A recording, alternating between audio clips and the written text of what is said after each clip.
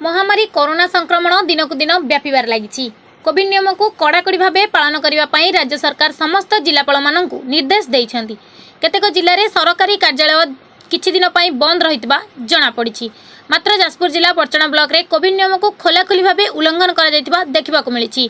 प्राप्त सूचना मुताबक बरचना ब्लॉक गर्जित प्राथमिक विद्यालय रे एही नियम को खोलाखोली भाव उल्लंघन करी विद्यालयर प्रधान शिक्षक अमिय राउत और VEC प्रेसिडेंट प्रदीप साहू निजर पतिया देखा जाई पिलामानंकु घरू डकाई आनी मेली करी विद्यालय परिसर रे पोशाक बंटन करिसेंती। पोशाक बंटन चलतिबा समय रे शिक्षा कमिटीर 2 जण सदस्य और किछि ग्रामवासी पहुंची कोविड समय रे काहेकि ड्रेस बंटा जाउछि बोली प्रतिवाद करिसेंती, जार वीडियो सोशल मीडिया रे वायरल हेबार लागिछि।